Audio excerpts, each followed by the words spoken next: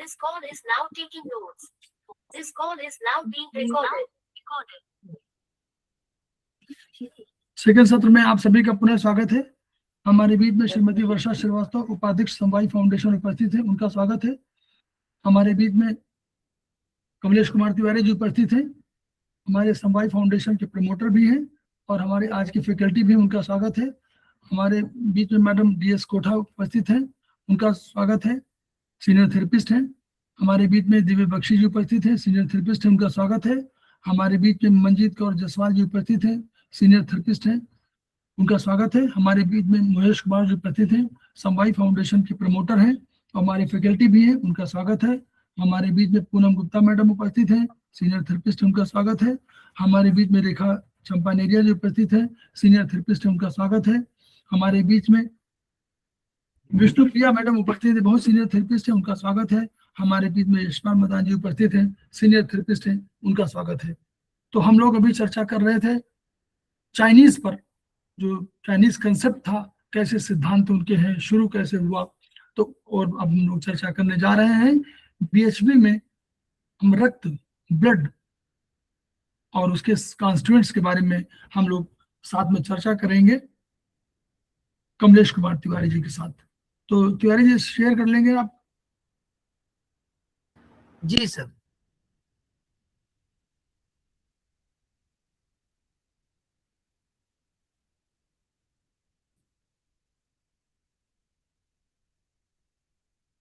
Arvind sir को प्रणाम और अपने सारे साथियों को प्रणाम, अपने गुरुजनों को प्रणाम। जैसा सर ने बोला था, मैं चूंकि हम लोग की पहली शायद मीट होगी कुछ लोगों से, मेरा नाम कमलेश कुमार तिवारी और मैं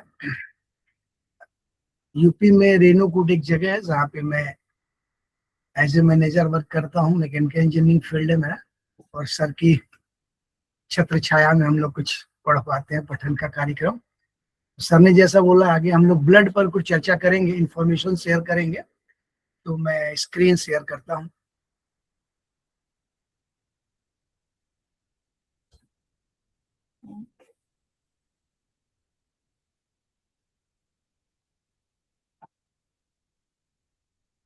स्क्रीन विजुअल है ना सर? हाँ विजुअल है, विजुअल है जी सर। तो हम लोग बात करेंगे ब्लड पे, हिंदी में जिसे हम लोग रक्त बोलते हैं। तो रक्त क्या है? तो अगर हम इस भाषा में बोले, बायो की भाषा में, तो ये एक स्पेशलाइज्ड फ्लूइड कनेक्टिंग टिश्यू है।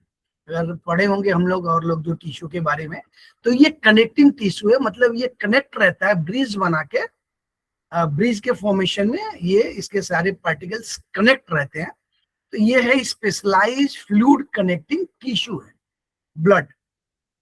क्या है इसमें? तो इसकी जो लिक्विड फॉर्म में है, जिसको हम लोग प्लाज्मा बोले, ये पूरी तरह से उसको मैट्रिक्स बोले, इसमें क्या क्या होता है?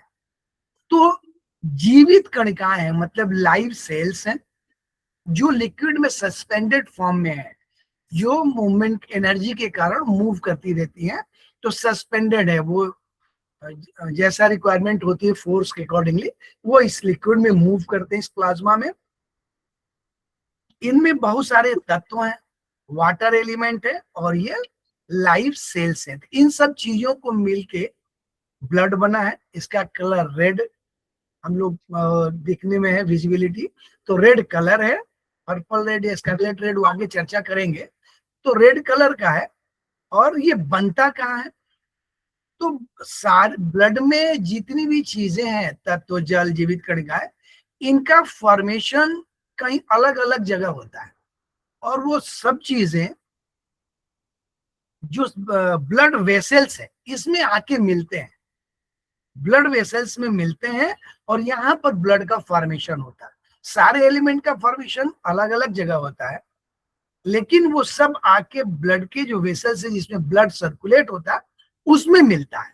तो हम लोग ये कह सकते हैं कि जो ब्लड का फॉर्मेशन है वो ब्लड वेसल्स में होता है। उनके जो एलिमेंट है उनका फॉर्मेशन अलग अलग जगह होता है। जैसे कैसे है कि जो लाइव सेल्स हैं ये बोन मैरो में बनते हैं, लिम्फेटिक टिश्यू से बनते हैं और वहां से आके ब्लड सेल्स में ब्लड में मिल जाता है। और भी चीजों का अलग अलग निर्माण होता है। जल जो है, जो वाटर एलिमेंट है, वो आंत से एब्जॉर्ब होता है, इंटेस्टाइन से एब्जॉर्ब हो जाता है, इस तरह होता है। और ये ब्लड वेसल्स में ब्लड का निर्माण होता है।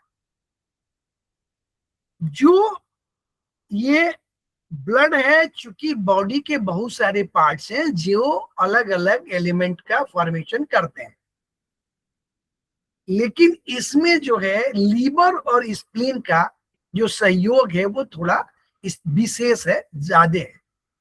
ये पार्टिसिपेट करता फॉर्मेशन में, जबकि हार्ट क्या करता है, वो एक फोर्स देता है, पंपिंग की क्रिया करता है, जिससे ब्लड बॉडी के अंदर सर्कुलेट होता है ब्लड वेसल्स में। ये काइनेटिक एनर्जी जनरेट करता, प्रेशर एनर्जी जनरेट करता, दोनों। किडनी का फंक्शन क्या बॉडी में, किडनी इस ब्लड के प्योरिफिकेशन करती है। जो चीजें ब्लड से बाहर एक्सक्रीट होनी है थ्रू यूरिनल, वो एक्सक्रीट करने के लिए किडनी ब्लड की सफाई करती है। जो लंग्स है बॉडी में, वो क्या करता है, वो ब्लड को ऑक्सीजन देता है, क्योंकि सेल्स को ऑक्सीजन चाहिए एनर्जी के लिए। तो लंग्स ऑक्सीजन ब्लड को देता है और वापस कार्बन डाइऑक्साइड बाहर निकालता है। तो इन जो विशेष जो ये पार्ट्स अंग हैं, इनके अलग अलग है, लेकिन लीवर स्पिन का फॉर्मेशन में ज्यादा सहयोग है। किडनी क्लीनिंग का काम करती है लिक्विड फॉर्मेशन में, और गैसियस में एक्सचेंज का काम लंग्स करता है। गैसियस एक्सचेंज लंग्स करता है और लिक्विड की एक्सचेंज किडनी करती है। इसमें ये कहते हैं कि मदर से उसका ब्लड का फॉर्मेशन होता है, शायद यहाँ कह रहे हैं कि वो सही नहीं है। ब्लड बनता कैसे है, तो भ्रूणावस्था में, मतलब मां गर्भ में चौथे से 9वें week, 4th to 9th week में फॉर्मेशन की प्रक्रिया शुरू हो जाती है बॉडी से, माने भ्रूण की बॉडी से।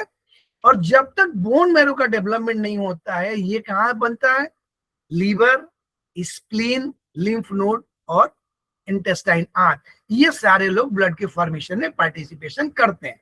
लेकिन जब बोन मैरो डेवलप हो जाता है, तो बाकी जो लाइफ सेल्स है वो सब बोन मैरो में बनते हैं, जो और भी पार्टिकल्स है। तो ये ब्लड की फॉर्मेशन में कुछ अंगों की भूमिका है, या ब्लड के सर्कुलेशन में अंगों की भूमिका है, या एक्सचेंज ऑफ एनर्जी या फॉर्मेशन। जो ब्लड है, इसमें क्या क्या चीजें कंपोजिशन को हम लोग थोड़ा जानते हैं। अगर ब्लड को देखेंगे, इसमें जो ब्लड सेल्स है ये 42 से 45% है, और प्लाज्मा है जो लिक्विड फॉर्म है वो 55 to 58% है। प्लाज्मा में भी सॉलिड एलिमेंट है, लेकिन अगर प्लाज्मा को देखा जाए ब्लड सेल के अलावा, तो ये 55 to 58% होता है।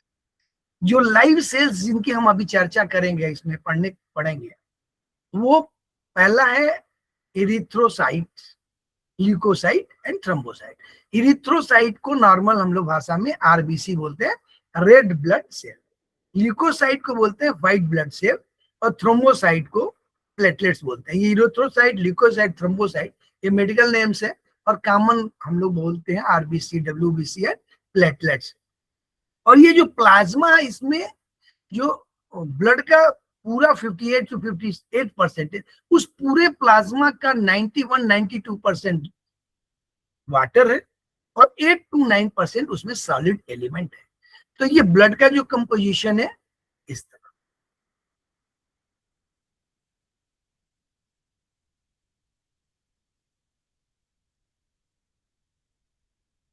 अगर ब्लड में हम देखते हैं कि जो ऑर्गेनिक और इनऑर्गेनिक है, जिसको हम लोग कार्बनिक और अकार्बनिक बोलते हैं, तो ये क्या है, कार्बनिक में क्या क्या है, प्रोटीन है, यूरिया है, यूरिक एसिड है, 7 to 8% फैट है जिसको हम लोग वसा बोलते हैं, कोलेस्ट्रॉल है, और ग्लूकोज है।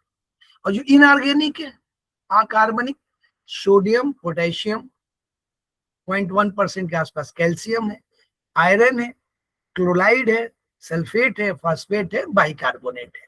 तो ये चीजें कार्बनिक और अकार्बनिक की अलग अलग है। ये कुछ मुख्य तत्व हैं जिनकी चर्चा की।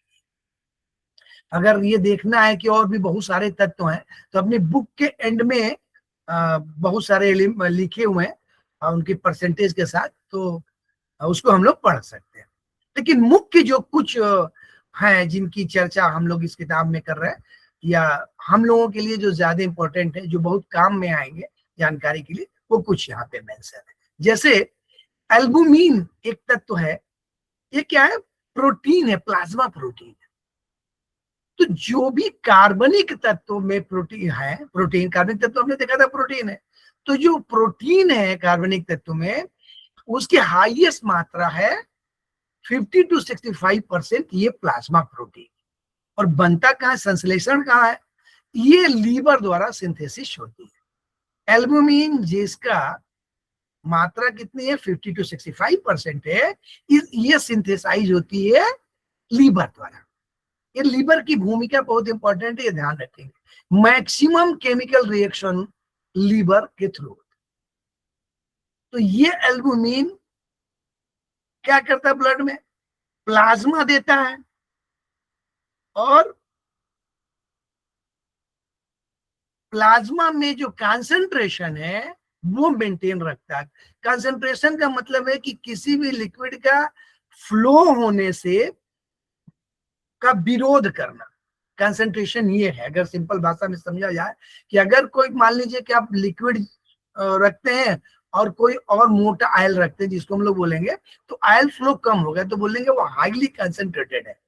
तो इस कंसंट्रेशन जो 6.6 to 8 ग्राम परसेंटेज है, ये कौन देता है? तो एल्बुमिन की भूमिका इसमें है प्लाज्मा में।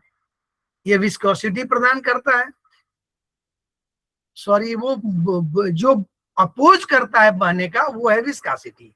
और कंसंट्रेशन का मतलब है कि डेंसिटी एक तरह से वो ज्यादा है। तो विस्कोसिटी जो होती है, फ्लो जो करता है उसका विरोध करता है, उसको हम लोग बोलते हैं विस्कोसिटी। हायर विस्कस में कम फ्लो करेगा।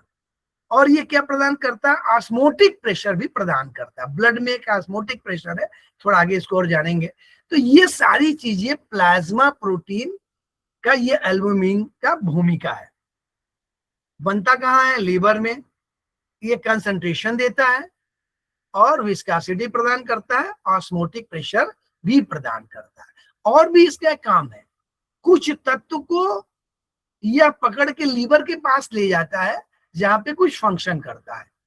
ये हेम बिलिरुबिन को, आगे हम लोग पढ़ेंगे, बिलिरुबिन को लीवर के पास पकड़ के ले जाता है। तो ये एल्बुमिन की भूमिका है। दूसरा क्या है? ये ग्लोबुलिन। ये प्लाज्मा प्रोटीन ग्लोबुलिन 3 तरह का है। ये टोटल कितना है?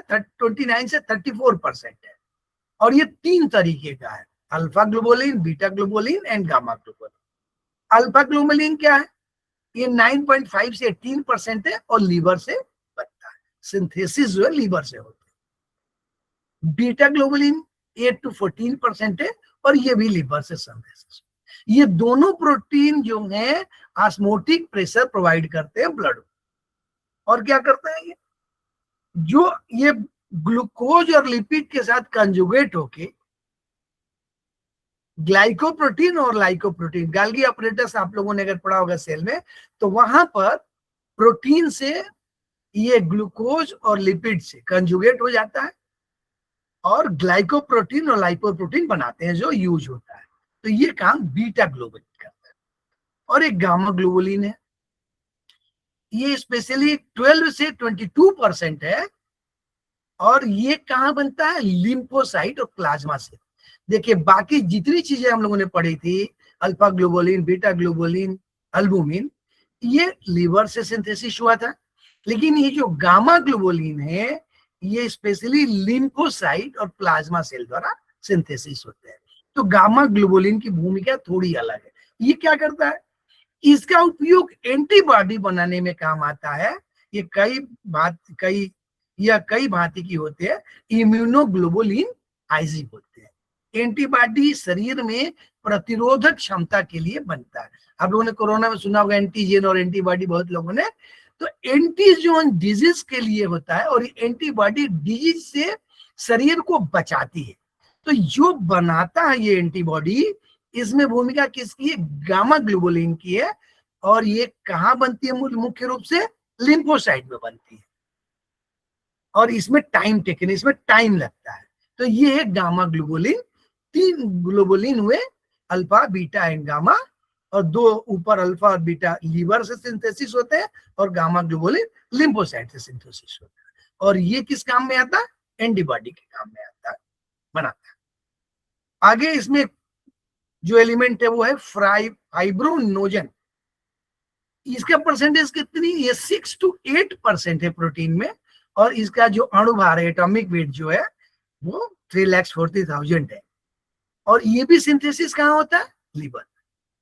तो मैक्सिमम चीजें लीवर से सिंथेसिस होती है, केवल गामा ग्लोबुलिन अभी तक हम लोग देख पाए जो लिम्फोसाइट, लिम्फ से सिंथेसिस होती है। ये जो फाइब्रोनोजन है, ये क्या करता है? ब्लड की जब क्लॉटिंग होती है ना, जब बॉडी कहीं कट जाता है किसी वजह से, ब्लड से बॉडी से ब्लड बाहर निकलने लगता है किसी कंडीशन से, कटने, चोट लगने से, तो ब्लड का क्लॉटिंग होती है। ब्लड अपने आप वहां पे क्लॉट फॉर्मेशन करता है, जिससे कि ब्लड का बाहर फ्लो रुक जाए। तो ये जो इस प्रक्रिया में ये जो फाइब्रोनोजन है फाइब्रिन में कन्वर्ट होता है, और वहां पे क्लॉट का फॉर्मेशन कराता है, जिससे ब्लड का फ्लो बाहर ना हो। क्योंकि जब भी कट जाता है, हम थोड़ी देर उसको अगर दबा के रखते हैं तो वहां पे क्लॉट का फॉर्मेशन हो जाता है। ये कब होता है? जब कटेगा और ये फाइब्रोनोजन एयर के टच में आएगा, जो ही ये फाइब्रिन बनेगा, अदरवाइज वो फाइब्रिन में कन्वर्ट नहीं होगा, नहीं तो बॉडी में ब्लड क्लॉट हो जाता। तो क्लॉट होने के लिए एयर से संपर्क में आना आवश्यक है। अगर प्लाज्मा, जैसे हम लोगों ने ब्लड की पूरी बात की थी, उसमें लिक्विड, प्लाज्मा और सेल्स की बात की, अगर प्लाज्मा में से फाइब्रिनोजन निकाल दिया जाए तो इसको हम सीरम कहेंगे। प्लाज्मा और सीरम में क्या डिफरेंस है? अगर प्लाज्मा में फाइब्रोनोजन प्लाज्मा से निकाल दिया जाए तो सीरम है, सीरम बचा हुआ पार्ट है, और अगर सीरम में हम फाइब्रोनोजन मिला देंगे तो वो प्लाज्मा है। फाइब्रोनोजन की मुख्य भूमिका क्लॉटिंग ऑफ ब्लड है, जब ब्लड से बॉडी से निकल रहा हो। तो ये है कुछ एलिमेंट जिनको हमको जानना था। अब बात करते हैं ब्लड सेल, जो लाइव ब्लड सेल्स है उनके बारे में हम पढ़ते हैं, क्योंकि ये हम लगातार ट्रीटमेंट के पर्पज से, नॉलेज के पर्पज से बहुत उपयोगी है ये सारी चीज। ये जो ब्लड सेल है ना, ये ब्लड जो लिक्विड फॉर्म में जो स्पेशलाइज कनेक्टिंग टिश्यू है, उसमें ये सस्पेंडेड है, मतलब कहीं बंधा हुआ नहीं है, वो ऐसे ही सस्पेंडेड है कंसंट्रेशन के कारण, और ये मूव करता रहता है जैसा इस पे फोर्स आता है। तो ये जितने सेल हैं,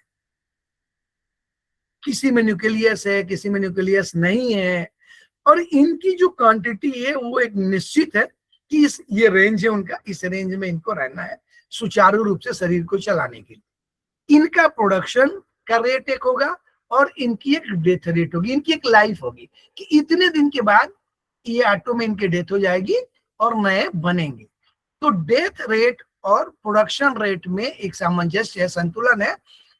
अगर वो नहीं होगा तो डिफरेंसेस आ जाएंगे क्वांटिटी में, तो फंक्शन ब्लड के फंक्शन में प्रॉब्लम हो। तो डेथ रेट और प्रोडक्शन रेट में एक बैलेंस है, जितना डेथ होना है उतना बनना है, नहीं तो इनबैलेंस हो जाएगा।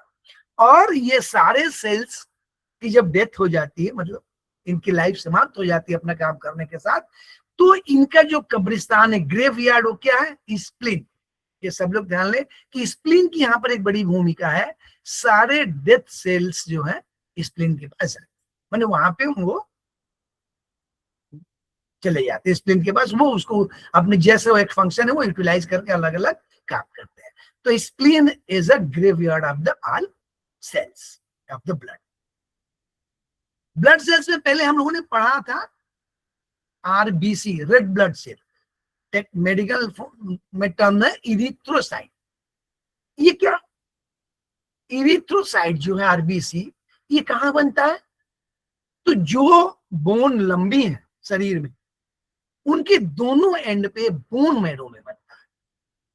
वर्टिब्रा की बॉडी में बनता है, स्टर्नम जो सामने इसमें बनता है, और पैलिक बोन की ट्यूबरसिटी में इरिथ्रोसाइट का जनन शिशु जन्म के बाद से जीवन, जब तक वो बच्चा जिंदा रहेगा अपने जन्म के बाद, तो इन जगहों पे बोन्स से बनता है। पेल्विक बोन, स्टर्नम, वर्टेब्रा या बोन मैरो, दोनों एंड पे जो बड़ी, यहां से आरबीसी का फॉर्मेशन होता है। इरिथ्रोसाइट का फॉर्मेशन बोन से होता है, इन जगहों से। क्वांटिटी कितनी होती है इसकी? इसकी जो संख्या है वो 5 ± 0.5 मिलियन पर cubic millimetre. 1 cubic millimetre blood में अगर इनकी काउंट को देखा जाएगा तो 5 ± 0.5, थोड़ा कम या थोड़ा ज्यादा 0.5, ये इनकी सामान्य संख्या होती है। और बोन मैरो के मदर कोष से ये इनको बनने में 9 डेज लगते हैं। मतलब बोन मैरो से जब ये बनना शुरू करेंगे तो आरबीसी बनने में 9 डेज का टाइम लगता है। ये जो बोन मैरो है इसका शेप क्या है? तो बाई कनकेव डिस्क होता है। जो आरबीसी है इरिथ्रोसाइट, ये बाई कनकेव डिस्क होता है, और इसका जो डायमीटर है, आकार हम लोग बोलेंगे 7 to 8 माइक्रोन है। माइक्रोन मतलब 10⁻⁻6 मीटर, काफी छोटी यूनिट है ये। तो इस शेप बाई कनकेव है और डायमीटर 5 into 8 माइक्रोन। और इसके साइटोप्लाज्म माने जो इनसाइड लिक्विड भरे हुए हैं, इसके साइटोप्लाज्म में न्यूक्लियस नहीं होता। ये यहाँ पर ध्यान देने वाला है। आरबीसी जो इरिथ्रोसाइट है, इसके साइटोप्लाज्म में न्यूक्लियस नहीं होता, कोई सेंटर नहीं होता। एक स्पेशल प्रोटीन होती है, कंजुगेटेड प्रोटीन, इसको जिसका नाम है हीमोग्लोबिन। हीमोग्लोबिन एक कंजुगेटेड प्रोटीन है जो इसके साइटोप्लाज्म में होती है, और इसी हीमोग्लोबिन के कारण जो रेड ब्लड सेल ये है वो रेड दिखाई देता है। शेप कैसा? बाई कनकेव, साइज कितना? 7 to 8 micron, this is diameter, और न्यूक्लियस नहीं होता, और हीमोग्लोबिन के कारण रेड दिखाई देता है। ये बात किसकी कर रहे हैं? आरबीसी की। हीमोग्लोबिन आरबीसी का एक पार्ट है, वो अंदर रहता है। मतलब अगर कोई बोल रहा है कि हीमोग्लोबिन चेक करे, मैंने वो आरबीसी नहीं चेक कर रहा, वो एक प्रोटीन चेक कर रहा।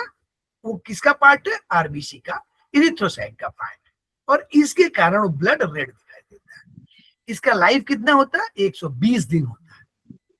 और चूंकि 120 दिन है, तो आप अगर आप कैलकुलेट करेंगे तो 0.83% पर डे बनता है, और इतना ही डेथ हो जाती है।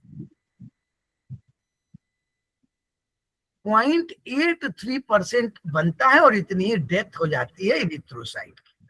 इसका जो एरिया आप देखेंगे तो 120 to 114 स्क्वायर माइक्रोन है, और इसके अंदर जो वॉल्यूम है वो 87 ± 7 घन माइक्रोन होता है।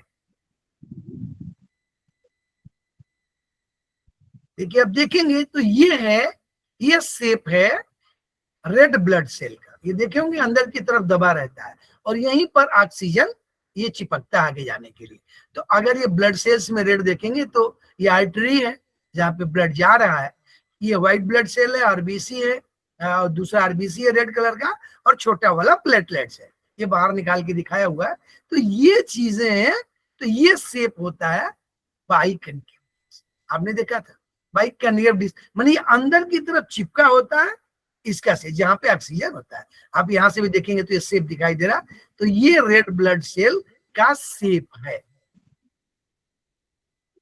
देखिए, दिख रहा है red blood cell, white blood cell ऐसे, और प्लेटलेट्स का शेप या कलर ऐसा है। इसका शेप हम लोग बोले थे बाई कनकेव है। अगर आप देखेंगे हीमोग्लोबिन को, इसको तो इस तरह सेक्शन देखेंगे तो बीच में दबा हुआ है। ये करीब 2 माइक्रोन के थिकनेस, 7.5 माइक्रोन डायमीटर है। ये व्यू देखेंगे तो ये हीमोग्लोबिन का व्यू। ये कट सेक्शन अगर कट करके देखेंगे हम लोग क्रॉस सेक्शन, तो ये बीच में दबा हुआ है। यहीं पर ऑक्सीजन जो है, ये पोर्शन, यहाँ पे ऑक्सीजन इसमें चिपकता है और ट्रांसपोर्ट होके जाता है।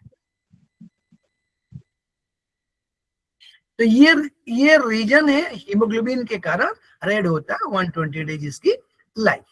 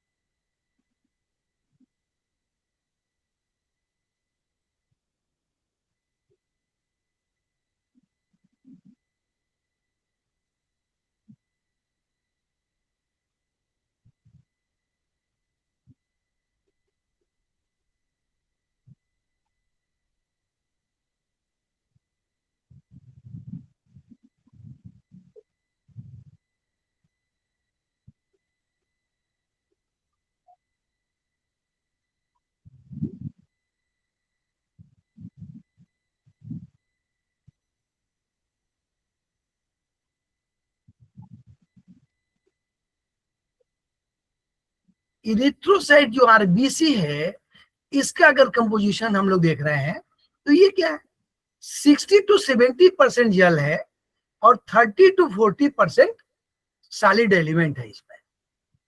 तो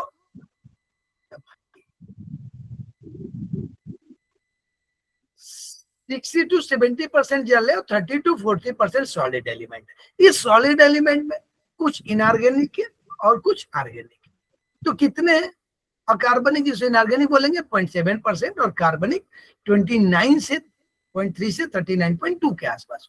इनमें क्या होंगे अकार्बनिक में? Sodium, potassium, iron, calcium, chloride, bicarbonate, phosphate, zinc और कॉपर। कार्बनिक में क्या होंगे? पहले एक प्रोटीन होगा जिसमें हीमोग्लोबिन, स्ट्रोमेटिन, इलिनिन। लिपिड क्या होगा? Cholesterol, lecithin, cephaeline. ग्लूकोज होगा, carbonic anhydrase, catalase, phosphatase, thiamine, riboflavin, pyridoxine, ascorbic acid. देखिए ये तो याद करना पड़ेगा क्योंकि ये तत्व आप याद कर सकते हैं कि इसमें ये चीजें कार्बनिक है और ये चीजें अकार्बनिक है। ये किसकी पार्ट हम लोग बोले थे? This is the part of RBC. Haemoglobin का नहीं था, आरबीसी। हीमोग्लोबिन आरबीसी का एक पार्ट है, माने इरिथ्रोसाइट का। तो ये अकार्बनिक तत्व है और ये कार्बनिक। कई बार क्वेश्चंस पूछते हैं हम लोग माने कॉलेज वाले एग्जाम में, तो ये पूछते हैं कि अकार्बनिक में कौन क्या है। तो प्रोटीन और ये चीजें थोड़ा याद करनी पड़ेगी, करेंगे। हम लोग थोड़ा हीमोग्लोबिन की चर्चा करते हैं। हीमोग्लोबिन जो आरबीसी का एक पार्ट है, प्रोटीन है, ये स्पेशल क्या है? हीमोग्लोबिन में ये क्या है?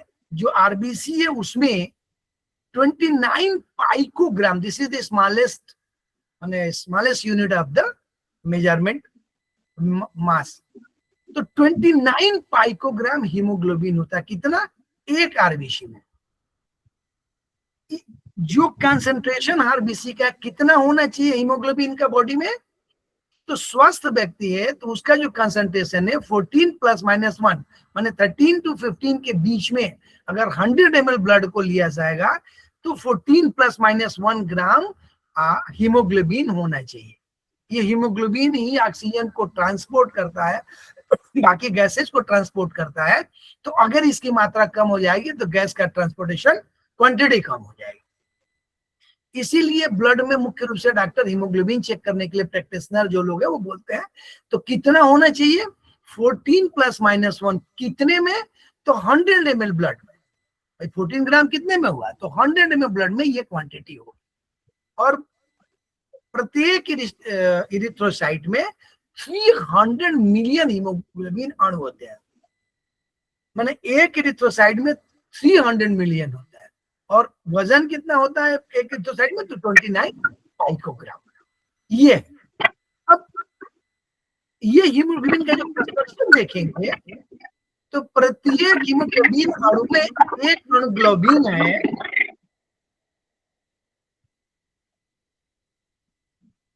हीमोग्लोबिन हीम से बना, ग्लोबिन से बना। अगर किसी का वो म्यूट प्लीज कर लें। प्रत्येक हीमोग्लोबिन में क्या होता है अणु में?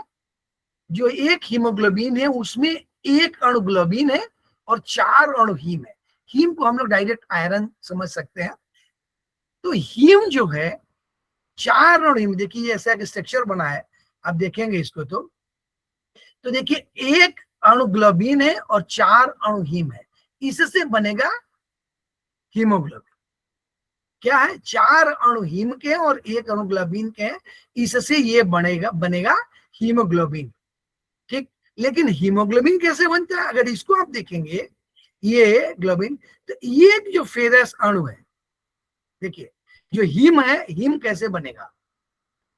4 पायरल रिंग, जो एक हीम है इसमें 4 अणु पायरल रिंग होंगे, पायरल रिंग, और फेरस होगा एक अणु, इनसे ये बनेगा और ग्लोबिन में जाके जुड़ेगा। तो ये जो 4 पायरल रिंग और फेरस है ये ग्लोबिन से जुड़ेगा, क्योंकि एक ग्लोबिन से 4 हीम जुड़ता है। और इस पे जो वो शेप के कारण जो जगह है वो ऑक्सीजन जुड़ने की एक जगह बनी रहती है। फेरस अणु पे 4 पायरल रिंग है, एक ग्लोबिन से जुड़ेगा और एक जगह खाली रहती है ऑक्सीजन चिपकने के लिए, एब्जॉर्ब मतलब एब्जॉर्ब नहीं करता है, चिपकता है, कैरी करता है वो शेप के कारण, तो ये ऑक्सीजन करता है। तो ये होता है एक हीमोग्लोबिन में। अगर हीमोग्लोबिन को देखें फिर से तो 4 अणु हीम और 1 अणु ग्लोबिन है, और एक जो हीम है इसमें 4 पैराल रिंग है, फेरस अणु है, और ये ग्लोबिन से जुड़ेगा, और इस पर एक जगह खाली रहती है जिसपे ऑक्सीजन चिपकता है ट्रांसपोर्ट होने के लिए। तो ये है हीमोग्लोबिन। इसका जो केमिकल जो ये है सूत्र जो है C712 H1130 O245 N214 S2 and iron, ये 4, इनका अणुभार 68,000 है। तो ये केमिकल सूत्र है। अब मेरे हिसाब से किसी को याद करना है तो कर ले, करना चाहिए जो कर पाए। तो ये केमिकल रिएक्शन है हीमोग्लोबिन का। हीमोग्लोबिन कैसे बना है? तो हीमोग्लोबिन में ग्लोबल अणु की 2 छोटी amino acid 141 chain alpha chain तथा 2 बड़ी amino acid 416 chain beta chain से बना है। ये चारों चेन आपस में डाइसल्फाइड लिंकेज से जुड़ी है। अगर 100 ग्राम हीमोग्लोबिन लिया जाए तो उसमें कितना आयरन होगा? तो 0.338 से 0.34 ग्राम। एक बार क्वेश्चन भी आया, 100 ग्राम हीमोग्लोबिन में 0.338 से 0.34 ग्राम आयरन फेरस होता है 100 ग्राम में। इस अगर कैलकुलेट करेंगे तो पूरी जो ब्लड में है केवल 3 ग्राम आयरन उपयोग में आ रहा है। कितना? इस प्रकार कुल रक्त में 3 ग्राम आयरन का उपयोग हो रहा है। एक अणु हीमोग्लोबिन कितना ऑक्सीजन कैरी करती है? 1.34। एक अणु हीमोग्लोबिन पर 4 अणु ऑक्सीजन जुड़ने की क्षमता रहती है, क्योंकि 4 हीम रहते हैं जुड़ते हैं हीमोग्लोबिन में, तो एक पर एक, तो 4 अणु से 4 ऑक्सीजन जुड़ सकती है। और 1 ग्राम हीमोग्लोबिन जो होती है 1 ग्राम वे 1.34 मिलीलीटर ऑक्सीजन कैरी करता है। कैरी क्यों करता है? कि उसका जो शेप है वहां पे ऑक्सीजन चिपकता है और वो ले जाके सेल्स को देता है, और वहां से गैसेस एक्सचेंज के थ्रू CO2 लेके आता है। 1 ग्राम हीमोग्लोबिन कितना ऑक्सीजन कैरी करता है? 1.3 मिलीलीटर कैरी, और ये सेचुरेटेड मात्रा है। जब सर्कुलेशन होता है ब्लड में बॉडी की, तो ये हीमोग्लोबिन ले जाके ऑक्सीजन सेल्स को दे देता है, और सेल्स में जब तक रहता है तब तक स्कारलेट रेड हो जाता है। धमनी में, आर्टरीज में क्योंकि ट्रांसपोर्ट होता है, और सेल्स में जो सीरा है वो वहां पे लौट के आता है। तो पर्पल रेड और स्कारलेट रेड जो कलर है, स्कारलेट रेड मतलब ज्यादा रेड दिखाई देता है, वो होता है आर्टरीज में, और पर्पल रेड सीरा में दिखता है वेंस में, क्योंकि वो लो प्रेशर जोन है, वहां ऑक्सीजन कम हो जाता है। आगे अगर पढ़ेंगे तो हम लोग देखेंगे। तो ये ऑक्सीजन होने के कारण हीमोग्लोबिन में यहाँ पर ये इस तरह का दोनों ही रेड है, एक स्कारलेट रेड है और एक पर्पल रेड है, क्योंकि जब ऑक्सीजन की जगह कार्बन डाइऑक्साइड जुड़ जाता है तो वो पर्पल रेड हो जाता है। इसीलिए देखेंगे ब्लड वेसल्स में आप देखेंगे तो 2 रंग दिखाई देता है, एक पर्पल रेड मीन्स ऑक्सीजन जिसमें ज्यादा है वो स्कारलेट रेड, और जिसमें CO2 थोड़ा ज्यादा है नॉर्मल से, मतलब जो उसकी परसेंटेज है वो है, तो वो पर्पल रेड दिखती है। इस ऑक्सीजन को हीमोग्लोबिन में जुड़ने में केवल 0.003 सेकंड टाइम लगता है, और इसका जो सिंथेसिस होता है एरिथ्रोसाइट में, अगर इसके इंटरमीडिएट नार्मोब्लास्ट स्टेज से प्रारंभ होकर रेटिकुलोसाइट, मतलब ये एक स्टेज है फॉर्मेशन का, जो यहाँ पर चलिए आप पढ़ सकते हैं, बाकी आगे शायद और पढ़ाया जाता है। हीम का जो संश्लेषण है वो माइटोकांड्रिया में, अगर आप सेल्स पढ़े होंगे माइटोकांड्रिया ध्यान है, जिसको हम लोग एनर्जी बोलते हैं हाउस, माइटोकांड्रिया, तो हीम वहां बनता है, और ग्लोबुलिन कहाँ बनता है? राइबोसोम्स में बनता है, और ये दोनों गाल्गी ऑपरेटर्स में कंजुगेशन करते हैं लाइपोप्रोटीन, और ये बना के ये आगे जाते हैं। तो संश्लेषण कहाँ होता है हीम का? माइटोकांड्रिया में। ग्लोबिन का कहाँ होता है? राइबोसोम्स में। और ये कंजुगेट कहाँ होते हैं? तो गाल्गी ऑपरेटर्स में होते हैं। इरिथ्रोसाइट में कोई न्यूक्लियस नहीं होता। अगर इनके फॉर्मेशन में कोई प्रॉब्लम आ गई तो वो बनी रहेगी जब तक उसकी डेथ न हो, लेकिन जो नए बनेंगे वो सामान्य हो सकते हैं। इनका कैटाबॉलिज्म कैसे है? अब हीमोग्लोबिन अपना लाइफ 120 दिन अगर समाप्त कर लेगा तो क्या होगा? ये जल सोकर फूल जाता है और जो ब्लड में माइक्रोफेज है इनको खा जाते हैं, या अगर वहां ही नहीं खाए गए तो स्प्लीन में क्या करता है, स्प्लीन का जो टिश्यू है इनको पकड़ के तोड़ देते हैं, और तोड़ने से क्या होता है कि जो हीमोग्लोबिन में हीम है वो पैरल और फेरस से बना है और ग्लोबिन प्रोटीन से बना है, तो ग्लोबुलिन प्रोटीन भंडार को चला जाएगा और जो हीम है वो पैरल और फेरस सेपरेट हो जाएंगे, और एक इस प्रक्रिया में ये बिलिरुबिन बनेगा, हीम कन्वर्ट हो जाएगा बिलिरुबिन में। जब टूटता है हीमोग्लोबिन तो ग्लोबिन प्रोटीन को चला जाता है और हीम कन्वर्ट हो जाता है बिलिरुबिन में, और ये जो बिलिरुबिन है चूंकि हीम हेमोग्लोबिन से बनी है तो हीम बिलिरुबिन है, और ये बिलिरुबिन पानी में घुलनशील नहीं होता, ये बिलिरुबिन लिपिड में घुलनशील है, चूंकि हीम से बना, हेमोग्लोबिन से बना तो हीम बिलिरुबिन है, और ये चूंकि जल में घुलनशील नहीं है इसलिए ये डायरेक्ट किडनी से एक्सक्रीट नहीं होगा, क्योंकि जो जल में घुलनशील है उसी को किडनी बाहर कर पाती है। तो क्या होता है, हम लोगों ने एल्बुमिन पढ़ा था प्लाज्मा सबसे पहले, तो वो एल्बुमिन इस हीम बिलिरुबिन को पकड़ लेता है अपने पे और लीवर के पास ले जाता है, और लीवर में वहां पर ग्लूक्रोनिक एसिड से कंजुगेट करा के जल में घुलनशील बना देता है। हीमोग्लोबिन जल में घुलनशील नहीं है, लेकिन जब ये लीवर के पास जाता है, कैसे जाता है, प्लाज्मा जो एल्बुमिन है वो लेके जाता है, वहां ग्लूक्रोनिक एसिड से रिएक्ट करता है, कंजुगेट करता है, और वो दूसरा बिलिरुबिन बनता है, उसको बोलते हैं कोल बिलिरुबिन, और जो जल में घुलनशील है। जब वो जल में घुलनशील हो जाएगा तो ये किडनी से बाहर एक्सक्रीट हो पाएगा, इसलिए यहाँ पर एल्बुमिन की एक बहुत अच्छी भूमिका है।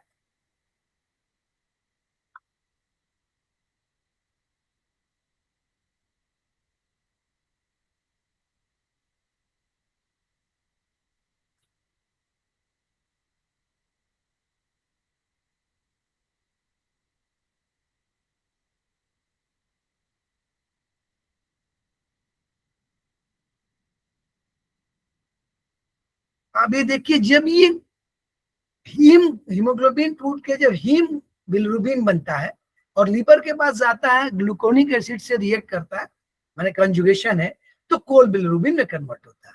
कोल बिलिरुबिन वाटर में घुलनशील है और हीम बिलिरुबिन घुलनशील नहीं है।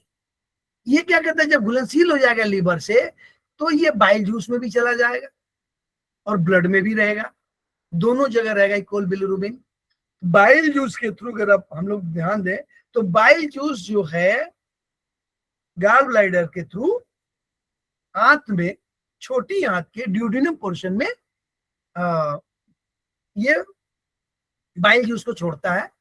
गॉल ब्लैडर लीवर से बनता है, गॉल ब्लैडर कंसंट्रेशन करके वहां इकट्ठा होता है और ये बाइल जूस ड्यूडेनम में आता है। Duodenum is the first part of small intestine, तो यहाँ पे आता है, और यहाँ पे क्या होगा, क्योंकि ये घुलनशील है तो इसका दो काम होगा, ये आत्मे से थ्रू जीवाणुओं द्वारा ऑक्सीकरण होगा, स्टीरोकोबिलिन बनता है, मल के थ्रू ये बाहर निकल जाता है, या जो ब्लड में रहता है वो किडनी के थ्रू ऑक्सीकरण, यहाँ पे किडनी में ऑक्सीकरण होता है और यूरोबिलिन के नाम पर रहता है, और यहाँ से यूरिन में निकलता है। तो ये कोल बिलिरुबिन स्टूल में भी निकलता है और यूरिन में भी निकलता है। स्टूल में जो निकलता है वो बाइल जूस के थ्रू स्मॉल इंटेस्टाइन के ड्यूडेनम में जाता है, और जो ब्लड में रहता है वो किडनी के थ्रू यूरिन से निकलता है। तो ये है हीमोग्लोबिन का मरने के बाद जो डेथ हो जाती है तो उसकी पूरी प्रक्रिया क्या है। तो ये हीम कोल बिलिरुबिन में कन्वर्ट होके, इसमें आपने देखा एल्बुमिन की बड़ी भूमिका है, ये कराता है हीमोग्लोबिन। इसकी मात्रा कितनी बिलिरुबिन की, अगर ब्लड में देखेंगे तो 0.2 से 0.1 मिलीग्राम पर 100 ml, और यूरिन में देखेंगे तो 0.3 से 3 मिलीग्राम पर डे। अब वो कितना यूरिन है इसके ऊपर डिपेंड करता है कि दिन में आप कितना यूरिन करते हैं, लेकिन एक्सक्रीट नॉर्मल केस में कितना होना चाहिए, 0.3 से 3 मिलीग्राम। यहाँ पर अब हम लोग थोड़ा ज्वाइंटिस को भी जानते हैं कि ज्वाइंटिस जिसको हम लोग बोलते हैं वो क्या है और किस तरह वो हमारे इससे जुड़ा हुआ है। जो ब्लड में बिलिरुबिन है ना, ब्लड में बिलिरुबिन, इसमें कोल होगा, क्योंकि हीम तो मरने के बाद आता है, वो डेथ हो जाती है तो ट्रांसपोर्ट होकर तो वहां भी रहता है। लेकिन तिवारी जी कोई पूछ लीजिए, कोई किसी को कुछ पूछना है यहाँ तक, आगे बढ़े। कोई पूछना चाहता है कुछ कुछ, कोई question, any question from anybody?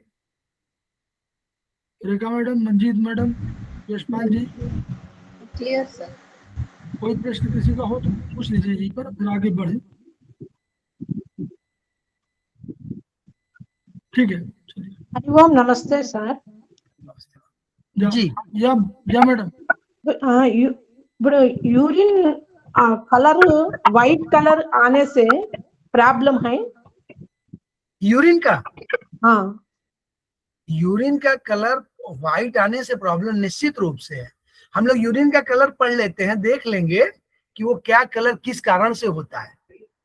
तो व्हाइट आता है तो प्रॉब्लम निश्चित रूप से है, लेकिन नॉर्मल यूनिट व्हाइट नहीं होता है।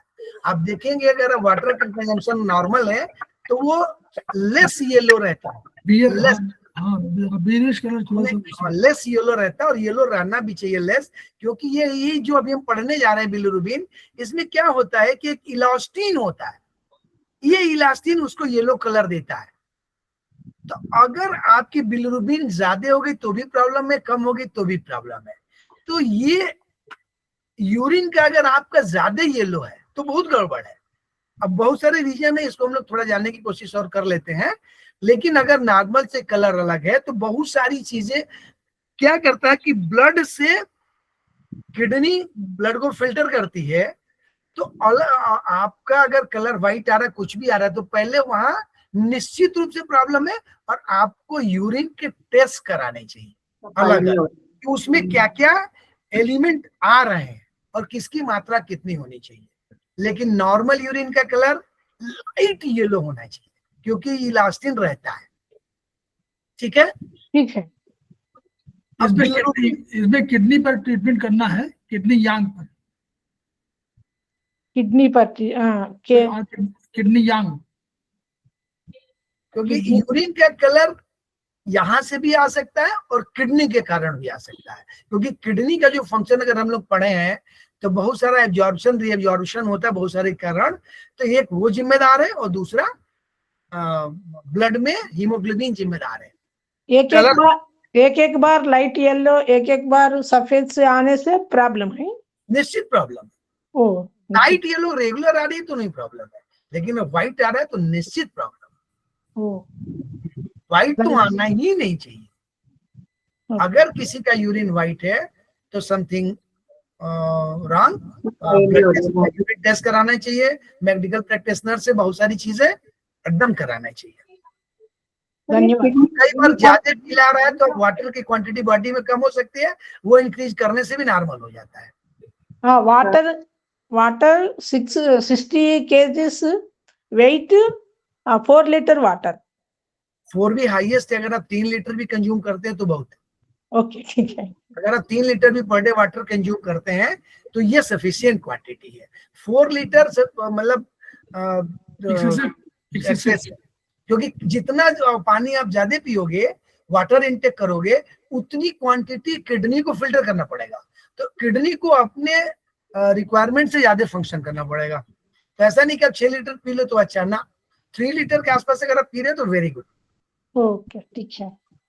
और सर, अगर 3 लीटर पीने के बाद आपका येलो आ रहा है तो फिर आपको जरूर टेस्ट करना है। लेकिन आप 1 लीटर इनटेक कर रहे हो और येलो आ रहा है तो आप पानी पीना बढ़ा के चेक कर सकते हो। थैंक यू, धन्यवाद। तो नाउ अब हम लोग ये देखते हैं कि एक ज्वाइंटिस की थोड़ा पढ़ लें, क्योंकि 8 बज रहा है, इसको ज्वाइंटिस खत्म करना है। तो ज्वाइंटिस क्या है, 3 तरह के होते हैं और ज्वाइंटिस कैसे हम लोग देखते हैं। आप देखेंगे किसी को बोलते हैं कि यार इसको ज्वाइंटिस हो गया तो इसकी आंखें, स्किन और ये सारी चीजें येलो दिखाई दे रही। क्यों दिखाई दे रही, ये जरूरी है। जब ये बिलिरुबिन की वैल्यू जो हम लोगों ने देखा है ये बढ़ जाती है तो ब्लड में और सेल्स में स्टालिन होता है, इससे वो जो मिल जाता है तो उसका कलर येलो कर देता है। स्किन का कलर येलो कर देता है, यूरिन का कलर येलो कर देता है, क्योंकि ये येलो होने, स्टालिन तो है वो उसकी अपनी भूमिका है, लेकिन जब बिलिरुबिन की क्वांटिटी हायर हो जाएगी, due to higher quantity of bilirubin, स्टालिन येलो कलर में कन्वर्ट कर देता है उससे जुड़कर। तो हमें क्या करना है, अगर किसी का कलर येलो दिख रहा है आंख का, स्किन का या और चीजों को, तो ये समझना चाहिए कि इसको ज्वाइंटिस हो सकता है। तो ज्वाइंटिस क्या, ये जानना है, क्योंकि ये कलर ये बता रहा है कि बिलिरुबिन हायर हो गया है, ब्लड में हो गया है, यूरिन में हो गया है, स्टूल पे कहाँ कहाँ इंपैक्ट है। तो ज्वाइंटिस 3 तरीके की होगी, क्योंकि इसमें क्या होगा, स्किन, आंखें, स्किन और ये सारी चीजें येलो दिखाई देने लगेगी, तेलिया होगी, जो चमड़े स्किन है वो सब और होगा। इस केस में क्या होगा, जब ये येलो होने लगेगा तो जो बॉडी के सेल्स है वो काम करना बंद कर देंगे, सेल्स की डेथ होने लगेगी। तो ये एक रिस्की डिजीज हो सकता है, मतलब इसमें लाइफ रिस्क भी हो जाता है कई बार अगर आप कंपेयर। तो ये 3 तरह का, एक है प्री हिपेटिक। हिपेटिक मतलब आप लीवर समझिए, हिपेटिक लीवर के लिए हम लोग इस्तेमाल किया जाता है। तो प्री हिपेटिक मतलब लीवर से पहले, हम लोगों ने पढ़ा था कि इरिथ्रोसाइट का 120 डेज लाइफ है। तो हीमोलिसिस क्या है, डेथ ऑफ आरबीसी, ये हीमोलिसिस हम लोग एक समझ लें। तो जब इनकी डेथ रेट 0.83 से ज्यादा हो गई, मतलब एक्स अमाउंट की डेथ होनी है और 1.5x की डेथ हो गई, मतलब डेथ रेट बढ़ गया किसी कारण से आरबीसी का, तो वो क्या कुछ हो सकता है, जैसे स्नेक बाइट हो जाए, ट्रांसफ्यूजन हो जाए, जो ब्लड मैच नहीं करता है, मैंने मिसमैच वाला ब्लड, या कोई नया बच्चा हो जिसमें बहुत सारी प्रॉब्लम भी हो सकती है। तो ये कुछ एग्जांपल है जिसमें ये हो जाता है। तो अगर ये केस है तो डेथ रेट हीमोग्लोबिन आरबीसी की बढ़ जाएगी। जब आरबीसी की डेथ बढ़ेगी रेट, तो हीमोग्लोबिन कूल हीम बिलिरुबिन में कन्वर्ट हो जाएगा, हीम बिलिरुबिन में, और हीम बिलिरुबिन कूल बिलिरुबिन में कन्वर्ट होना है। अगर लीवर अपना काम अच्छे से कर रहे हैं लेकिन डेथ ज्यादा हो रही है, तो उस केस में, उस केस को बोलेंगे प्री हिपेटिक, मतलब लीवर के पहले, लीवर को प्रॉब्लम नहीं है, डेथ रेट बढ़ गई है, और डेथ रेट बढ़ने से हीम बिलिरुबिन ज्यादा रहेगा, क्योंकि कोल बिलिरुबिन में कन्वर्ट हो रहा है, एक्स अमाउंट हीमोग्लोबिन का कोल में कन्वर्ट होना है, लेकिन 2x आ जाएगा तो लीवर तो x ही कन्वर्ट करेगा, तो हीमोग्लोबिन हीम बिलिरुबिन बढ़ जाएगा प्री हिपेटिक केस में। मतलब here liver function is normal but death rate of the RBC is higher. This is the pre-hepatic या hemolytic jaundice, मतलब यहाँ पे डेथ रेट हायर है। दूसरा क्या है, हिपेटिक, जहाँ पे लीवर को प्रॉब्लम है। अगर लीवर बीमार हो गया, लीवर को प्रॉब्लम होगी, तो डेथ रेट तो फिक्स है, वो नॉर्मल है, लेकिन लीवर की डेथ, लीवर अगर काम नहीं कर रहा है तो वो हीम को कोल में कन्वर्ट नहीं कर पाएगा, वो कैपेसिटी उसकी कम हो जाएगी। liver function, if in liver function is abnormal, then conversion of heme bilirubin in cold bilirubin will be less, वो कम हो जाएगा। तो उस केस में क्या होगा, अब इसको हम लोग हिपेटिक ज्वाइंटिस बोलेंगे। प्री हिपेटिक मतलब लीवर के पहले, हिपेटिक मतलब यहाँ पे लीवर प्रॉब्लम है। हिपेटिक या हिपेटोसेलुलर ज्वाइंटिस मींस लीवर को प्रॉब्लम है, लीवर अपना काम नहीं कर पा रहा, लीवर को कुछ हो गया, लीवर में रोग हो गया, दैट इज हिपेटिक। अब इस केस में क्या होगा, इसमें भी हीम बिलिरुबिन ज्यादा मिलेगी, कोल भी मिलेगी, क्योंकि लीवर ही काम नहीं कर रहा है, तो गॉल ब्लैडर को पूरा ट्रांसपोर्ट नहीं कर पा रहा होगा कोल, तो कोल बिलिरुबिन भी मिलेगी और हीम बिलिरुबिन भी मिलेगी। पहले वाले केस में आपको हीम बिलिरुबिन ज्यादा मिलेगी, यहाँ पर दोनों मिलेगा, क्योंकि ये अपनी कैपेसिटी कम करने के कारण बाइल जूस नहीं देगा, ट्रांसपोर्ट कम करेगा, तो कोल बिलिरुबिन डिस्चार्ज नहीं होगी स्मॉल इंटेस्टाइन में, तो ब्लड में हीम और कोल दोनों बिलिरुबिन ज्यादा मिल सकती है हिपेटिक के केस में। हिपेटिक में प्रॉब्लम इन द लीवर, इस केस में हीमोग्लोबिन दोनों ही बढ़ जाते हैं। इन्फेक्टिव हेपेटाइटिस एक होता है पोस्ट हिपेटिक, माने लीवर के बाद, एक था लीवर के पहले, एक लीवर को प्रॉब्लम है, एक लीवर के बाद। लीवर क्या करता है, गॉल ब्लैडर को अपना बाइल जूस देता है और वो ट्रांसपोर्ट करता है। किसी कारण से गॉल ब्लैडर को प्रॉब्लम हो गई, वो अपना काम ठीक से नहीं कर रहा, गॉल ब्लैडर या बाइल डक्ट में कोई पथरी हो गई, वो खाना नहीं, वो ट्रांसपोर्ट नहीं कर रहा है, बाइल जूस को जाने नहीं दे रहा स्मॉल इंटेस्टाइन में। तो यहाँ पे क्या है कि आपको ये जो कोल बिलिरुबिन है आपको खूब मिलेगा, क्योंकि वो बना तो रहा है, लीवर भी ठीक है और डेथ रेट भी ठीक है, लेकिन उसको ट्रांसपोर्ट नहीं होने दे रहा है, क्योंकि वहां पे कोई अवरोध हो गया, गॉल ब्लैडर में प्रॉब्लम हो, तो गॉल ब्लैडर में प्रॉब्लम हो गई तो वो नहीं होने देगा। तो इस केस को बोलेंगे हिपैटिक, पोस्ट हिपैटिक। पहला था प्री, फिर hepatic and post hepatic. Liver से पहले लीवर को प्रॉब्लम और लीवर के बाद वाले एरिया में प्रॉब्लम, ये 3 तरह के जॉइंटिस होंगे। अगर इनको जाना जाएगा कि कैसे जाने इनमें क्या क्या है, अगर टेस्ट करके, तो सीरम बिलिरुबिन में हीम बिलिरुबिन ज्यादा मिलेगा, हमने पहले बोला था कि डेथ रेट ज्यादा है, हिपैटिक में दोनों मिलेगा और पोस्ट में कोल मिलेगा, क्योंकि कन्वर्जन हो रहा है, ट्रांसपोर्ट नहीं हो रहा। यूरिन यूरोबिलिनोजन यहाँ पे ज्यादा, यहाँ पे और ज्यादा, यहाँ पे कुछ भी हो सकता है, प्लस या माइनस। मल कैसा होगा, स्टूल कैसा होगा, ये डार्क होगा, ये पेल होगा और ये क्ले मिट्टी की तरह होगा। सीरम एल्केलाइन फास्फेटेज, यहाँ प्लस माइनस हो सकता है कुछ भी, और यहाँ पर क्या होगा, हायर मिलेगा पोस्ट में।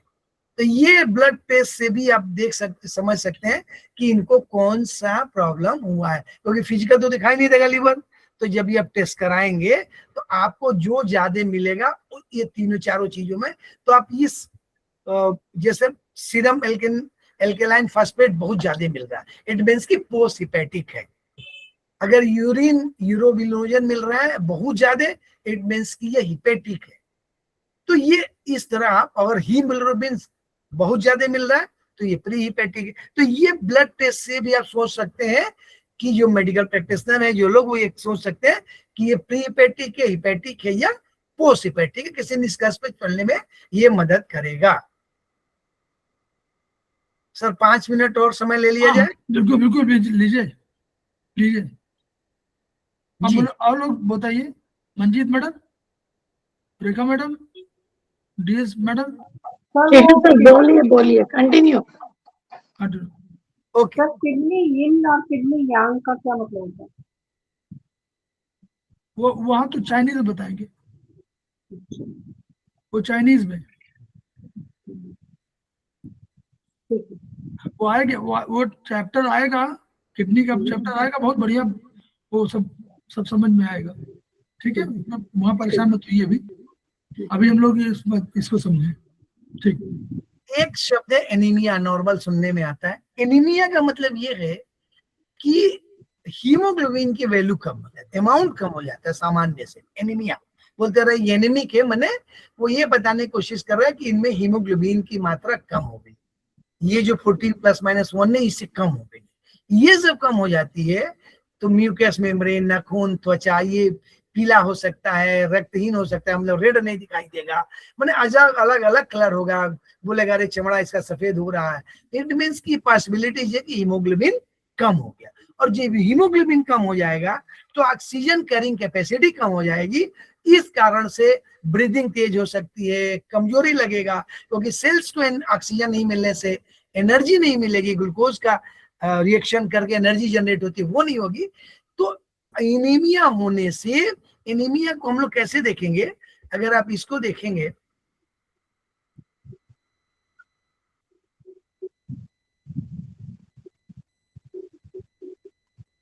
जैसे देखिए ये 2 पिक्चर देखिए, एक नॉर्मल ब्लड है, इसमें ब्लड सेल इसी अमाउंट में ब्लड सेल्स इतना आरबीसी, और एक केस देखिए कि इसमें ये जो रेड ब्लड सेल्स है ये कम हो गए, इसकी तुलना में शायद ये नॉर्मल में मे बी 2 टाइम्स हो और यहाँ पे हाफ हो गए।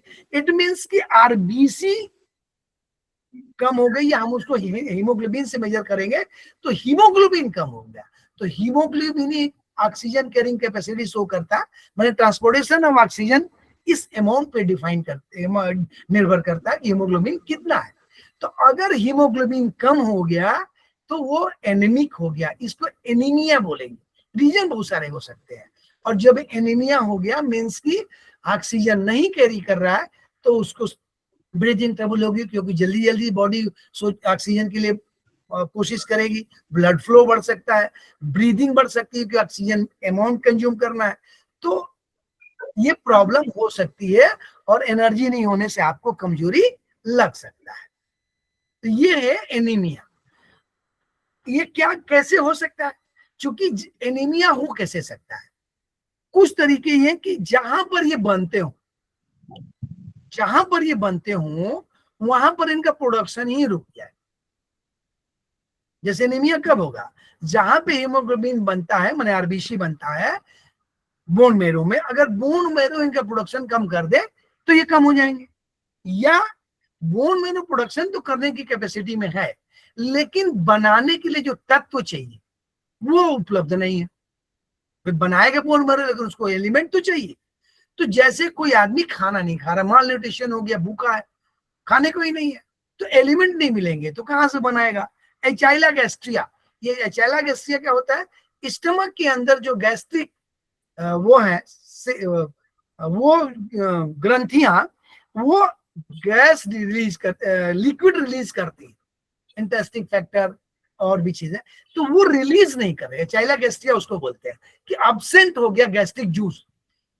अगर गैस्ट्रिक जूस स्टमक में कम हो गया तो ये भी एक रीजन हो सकता है, क्योंकि ये बहुत इंपॉर्टेंट है। तो ये स्टमक की एचाइला गैस्ट्रिया प्रॉब्लम है, माने गैस्ट्रिक जूस से संबंधित, और माल न्यूट्रिशन माने खाना कम खा रहा, उसके बाद भोजन पर्याप्त अच्छे से नहीं ले रहा, तो हीमोग्लोबिन कम हो जाएगा। दूसरा केस, एक तो बनना कम हो जाए या तत्व ना हो, दूसरा केस की बन तो रहा है लेकिन उसकी डेथ रेट बढ़ गई, तो डेथ रेट बढ़ जाएगी तो भी हीमोग्लोबिन कम हो जाएगा, माने आरबीसी मन की डेथ हो गई। तो जैसे स्नेक बाइट, मलेरिया है, बेमेल रक्त ट्रांसफ्यूजन है, अगर गलत ब्लड चढ़ गया, स्नेक ने काट लिया, मलेरिया हो गई, ये बहुत सारी चीजें, तो इस केस में भी आरबीसी का डेथ रेट बढ़ जाएगा और बॉडी में हीमोग्लोबिन कम हो जाएगा।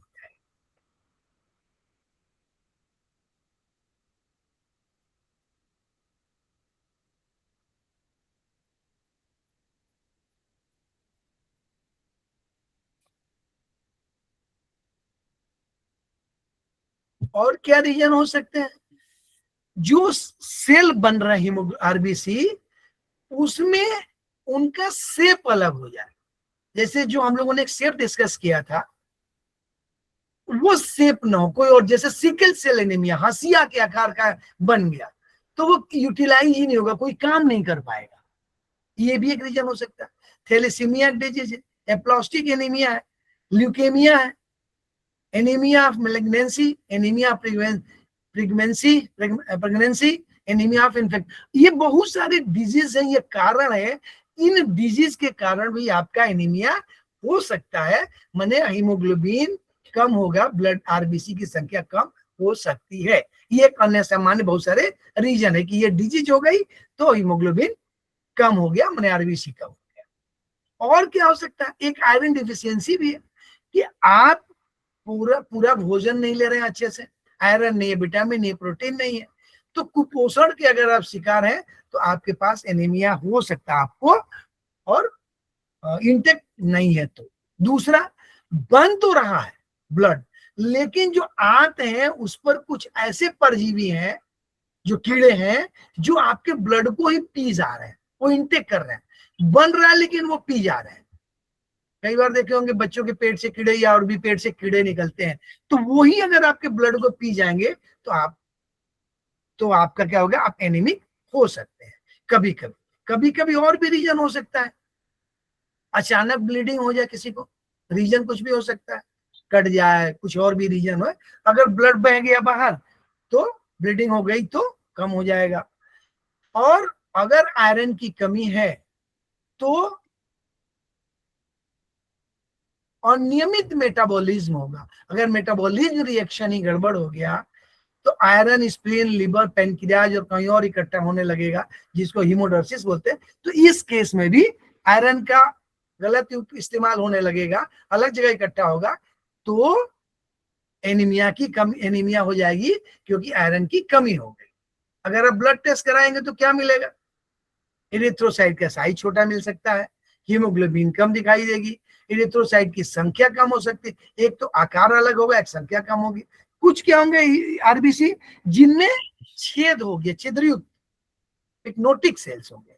और अगर इसी कंडीशन में रोगी बहुत दिन रहता है तो आप उसको नाखून देख के भी बोल सकते हैं कि एनीमिया है, क्योंकि उसका नाखून कैसा हो जाएगा, नाव के आकार हो जाएगा। उसकी जो टोंग है वो कैसी हो जाएगी, इन्फ्लेम्ड हो जाएगी।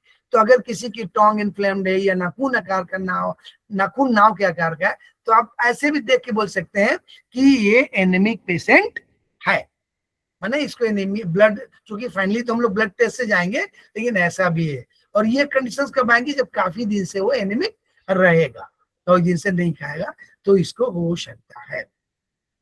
एक चीज है परनिशियस एनीमिया। ये कैसे होती है, जो हम लोग पीछे पढ़े थे बहुत पहले, ये बोले थे कि वो जब ब्लड टेस्ट नहीं आता अच्छे से, हम लोग को सारी चीजें मैच नहीं करते थे, तो कोई ब्लड किसी को चढ़ा देते थे, तो उस केस में ब्लड बेमेल चढ़ाने से भी ये हो जाता था, तो वो उस केस में भी डेथ होती थी। एक जो ये एडिशन ने इस एनीमिया को निकाला, क्या बताया उन्होंने कि जो स्टमक है, अगर हम लोग उसको पढ़े होंगे भोजन वाला, डाइजेशन सिस्टम वाला, जीआईटी गैस्ट्रो इंटेस्टाइनल ट्रैक्ट वाला, तो देखा कि जो पेट है हमाशय, इसमें जो ग्रंथियां है ना, वो गैस्ट्रिक जूस सीक्रेट करती हैं। अलग अलग उनका फंक्शन अलग अलग है। इस गैस्ट्रिक जूस में क्या होता है, इंट्रिंसिक फैक्टर होता है और न्यूरोट्रॉपिक फैक्टर, दो चीज। ये इंट्रिंसिक फैक्टर क्या करता है, हीमोग्लोबिन बनाने में मदद करता है, और न्यूरोट्रॉपिक फैक्टर क्या करता है, नर्व का मेंटेनेंस करता है। तो अगर ये अमाशय गैस्ट्रिक जूस का सिक्रेशन नहीं करता है, तो ये चीजें नहीं बनेंगी, इंट्रिंसिक फैक्टर और न्यूरोट्रॉपिक फैक्टर। तो आपके ब्लड में इरिथ्रोसाइट नहीं बनेगा, हीमोग्लोबिन नहीं बनेगा, तो एनीमिया हो जाएगी। इसको बोलते हैं परनिशियस एनीमिया। इसका रीजन क्या है, इसको एडिशन एनीमिया भी बोलते हैं। रीजन मुख्य रूप से यहाँ पर स्टमक है, जो गैस्ट्रिक जूस सिक्रेशन नहीं कर रहा है। और ये लक्षण क्या आएंगे, जैसे ही बोलते हैं परनिशियस एनीमिया, इसको बोले वही हम लोग बोले एचाइला गैस्ट्रिया। या तो ये गैस्ट्रिक जूस कम बन रहा है, पूरा नहीं बन रहा है परनिशियस, लेकिन अगर थोड़ा बन रहा है लेकिन क्वांटिटी सफिशिएंट नहीं है, तो ये एचाइला गैस्ट्रिया है। और अगर न्यूरोट्रॉपिक फैक्टर नहीं है, तो सब acute combined degeneration of nerve, क्योंकि मेंटेनेंस के लिए ये फैक्टर जिम्मेदार है। तो ये चीजें स्टमक डायरेक्ट जिम्मेदार है यहाँ पर इन चीजों के लिए। परनिशियस एनीमिया में B12 की कमी हो जाएगी, तो भी ये B12 सबसे इंपॉर्टेंट है। अगर वो नहीं है तो ये परनिशियस एनीमिया का एक बहुत बड़ा रीजन है, B12 विटामिन। तो अगर B12 कम है तो आप ये एनीमिया आपको होगा। एनीमिया माने तो कमी हो गई, लेकिन ये परनिशियस एनीमिया का रीजन। इनके 3 लक्षण है, अगर इनको देखेंगे, माइक्रोसाइटिक नार्मोक्रोमिक सेल्स, अर्थात इरिथ्रोसाइट का आकार सामान्य से बड़ा होगा। आकार तो बड़ा हो गया, लेकिन हीमोग्लोबिन की साइज वही सामान्य है। तो बड़ा होने से स्पेस ज्यादा ले लेगा, लेकिन हीमोग्लोबिन उतना ही रहेगा, तो ऑक्सीजन कैरिंग कैपेसिटी कम हो गई, क्योंकि बड़े एरिया में वो कम हीमोग्लोबिन रखा है कंपेरिजन करेंगे। और किसी आरबीसी में न्यूक्लियस मिल जाएगा, जबकि इसमें न्यूक्लियस नहीं होता है। रक्त में टोटल इरिथ्रोसाइट कम हो जाएंगे, तो आप देखेंगे तो हीमोग्लोबिन कम हो जाएंगे।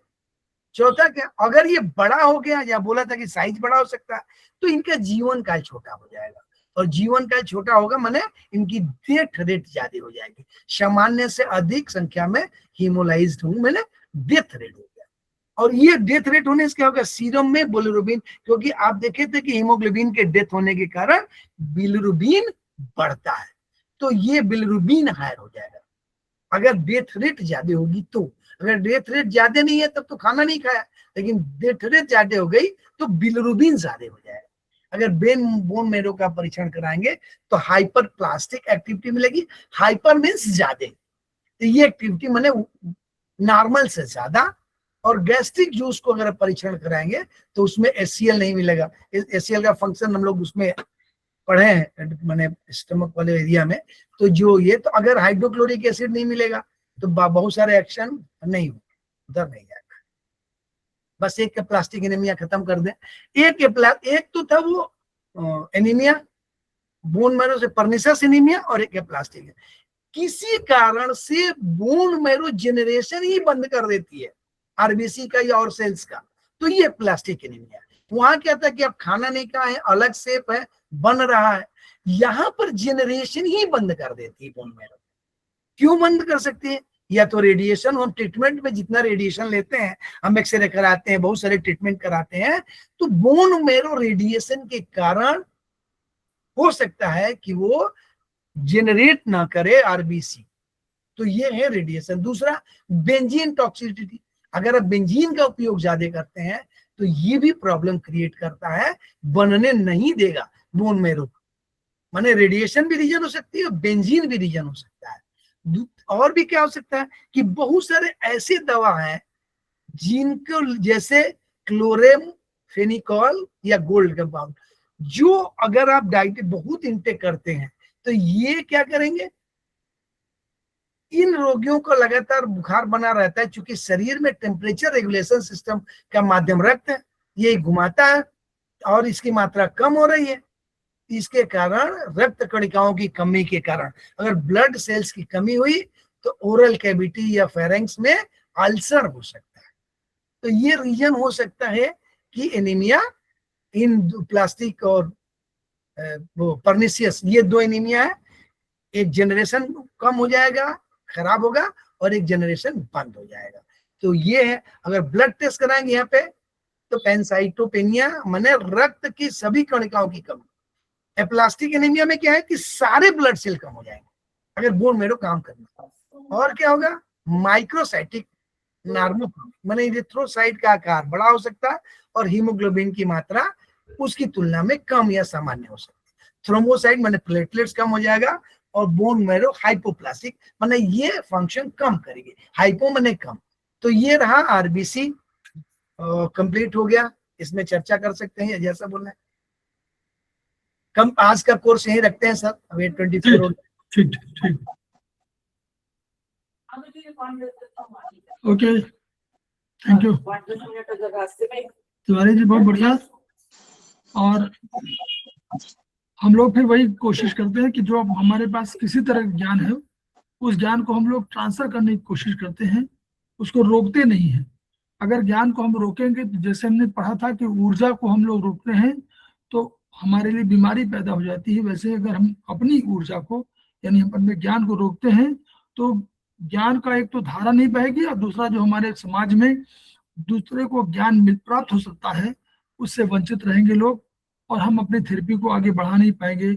इसीलिए हम लोग खिमके सर को बार बार याद करते हैं उनके उन शब्दों के लिए, each one reach one, each one treat one, each one teach one. इन्हीं शब्दों के साथ हम लोग कल तक के लिए प्रणाम। ठीक है सर। Thank you.